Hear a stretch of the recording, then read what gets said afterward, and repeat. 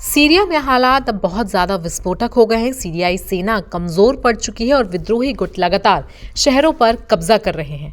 अब उन्होंने प्रमुख शहर होम्स पर नियंत्रण कर लिया है और अब दमिश्क की ओर बढ़ रहे हैं।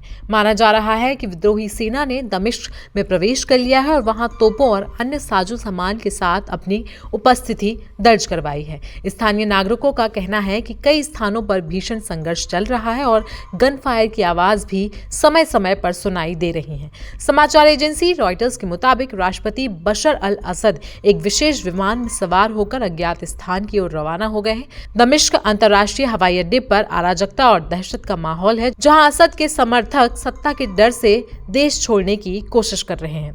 विद्रोहियों ने हमा, अलेप्पो और दरा पर कब्जा करने के बाद अब होम्स पर भी कब्जा कर लिया है, जो सीरिया का चौथा प्रमुख शहर है।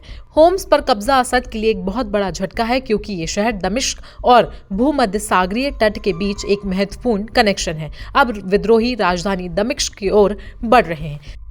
सीरियाई सेना ने देश के दक्षिणी हिस्से से हटने के बाद विद्रोहियों के कब्जे में अब तक 14 में से 4 प्रांतीय राजधानियां आ चुकी हैं। अब सरकार के पास सिर्फ 3 प्रमुख राजधानियां यानी कि दमिश्क, लताकिया और टॉटर्स बची हुई हैं।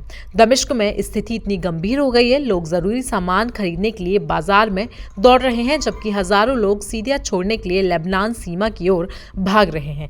कई दुकानों पर चीनी जैसी आवश्यक वस्तुएं खत्म हो चुकी हैं और जहां दुकानें खुली हुई हैं वहां सामान की कीमतें 3 गुना तक बढ़ चुकी हैं। मालूम हो कि 2011 में सीरिया के गृह युद्ध की शुरुआत के बाद होम्स पर विद्रोहियों का कब्जा नहीं हो पाया था, लेकिन इस बार विद्रोही गुट ने इस शहर पर कब्जा कर लिया है। अब ये गुट राजधानी दमिश्क की ओर बढ़ रहा है। विद्रोही गुट हयात तहरीर अल शम यानी कि HTS के इरादे बहुत खतरनाक नजर आ रहे हैं। तो सीरिया में पनपे इन हालातों पर आपकी राय क्या है, हमें कॉमेंट सेक्शन में जरूर बताएं। साथ ही साथ देश और दुनिया की बाकी खबरों के लिए आप बने रहें जनसत्ता के साथ।